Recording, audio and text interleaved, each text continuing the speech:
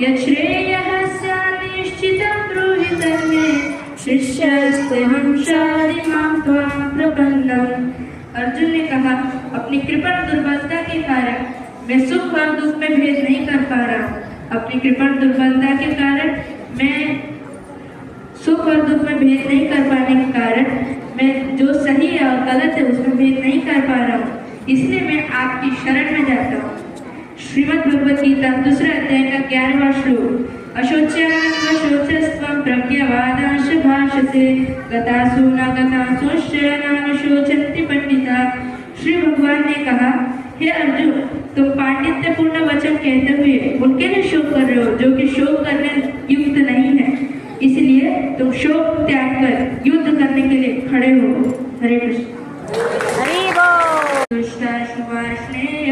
जायते वर्णशंकरः। जब शेष कुल अधर्म में प्रवृत्त हो जाता है तो कुल की स्त्रियां दूषित हो जाती है और दूषित स्त्रियों के कारण अवांछित संतानों की वृद्धि होती है।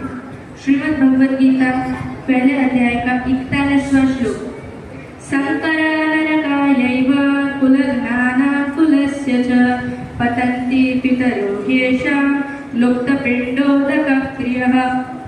जब अवांछित संतानों की वृद्धि होती है तो निश्चित ही पारिवारिक सनातन कुल परंपरा को नष्ट करने वालों को नारकीय जीवन उत्पन्न करना पड़ता है और उस कुल के पितर लोग गिर जाते हैं क्योंकि उन्हें पिंडदान देने की क्रियाएं समाप्त हो जाती है।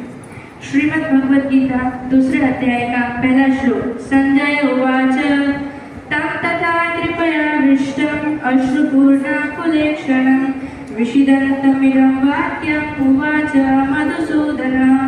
संजय ने कहा, अर्जुन को अश्रुपूरित शोकयुक्त करुणा से भरपूर देखते हुए मधुसूदन श्री कृष्ण ने ये वचन कहे। श्रीमद् भगवद गीता दूसरे अध्याय का दूसरा श्लोक। श्री भगवान उवाच कुतस्त्वाकश्मलमिदं विषमे समुपस्थितम् अनादरिष्टमस्वर्ग्यम् अकीर्तिकरमर्जुन। हे अर्जुन, तुम्हें ये कल्मश कहाँ से आया? यह उस व्यक्ति को शोभा नहीं देता जो जीवन के मूल्य को जानता हो। इससे स्वर्ग की नहीं अपितु अपयश की प्राप्ति होती है। श्रीमद् भगवद गीता दूसरे अध्याय का तीसरा श्लोक। क्लैप्यमास्मकमहापार्थ नैतत्त्वयुपपद्यते क्षुद्रं हृदय दौर्बल्यं त्यक्तोत्तिष्ठ परन्तप। हे अर्जुन, इस कृपण दुर्बलता को त्याग कर शुद्ध भक्ति की ओर आगे बढ़िए। इससे स्वर्ग की नहीं अपितु अपयश की प्राप्ति होती है। श्रीमद्